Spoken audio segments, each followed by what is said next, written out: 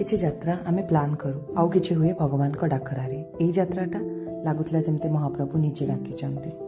सकाळर शांत रास्ता गाड़ी रे जिनस पत्र आ मनरे भरोसा नहीं आमे बाहरलु श्रीक्षेत्र धाम।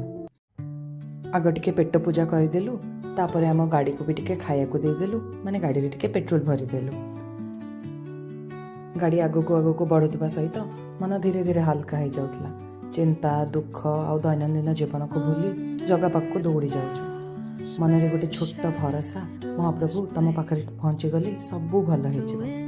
जितेबले पतित पावन नेत देखा जाए हृदयर शब्द बदली जाए। आमे आउ पर्यटक ही रहुना आमे भक्त पालटि जाऊ। पुरी केवल गोटे सहर नुहे यह भक्तिर जीवंत अनुभूति। भिड़ भरा गली रंगीन पताका आ प्रत्येक कोण शुणा जाए जय जगन्नाथ। जगन्नाथ दर्शन पाई प्राय घंटे रु 1.5 घंटा समय लगिला किंतु दर्शन खूब सुरुखुरुरे हो गला। दर्शन सारी अबढ़ा खाई एबे चालू बेलाभूमिर मजा नेबा पाई। एटा मो पुअर समुद्र बेलाभूमिर प्रथम अनुभूति।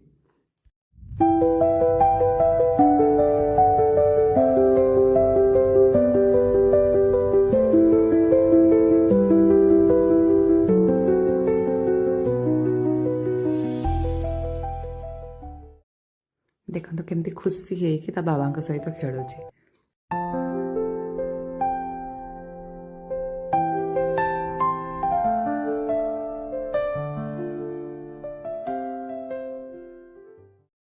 तापरे मो स्वामी डिसाइड कले आम पुओ को उट्ट पिठरे बसेबे। मत लगुला मो पुअर कम आंकर बेसी बसिया इच्छा थिला।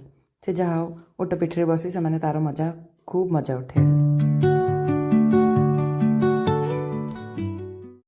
एबे आम महाप्रभु दर्शन सहित बुलाबुली सर जाइए बाहरी पड़लु घर अभिमुखे।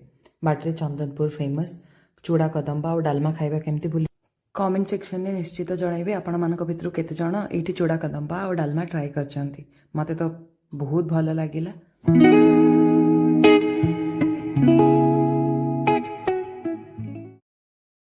जदि वीडियोटा भल लागिला ताले लाइक शेयर और सब्सक्राइब करिया को बिल्कुल भूलिबेनी। देखाबो नेक्स्ट वीडियो रे। Bye bye.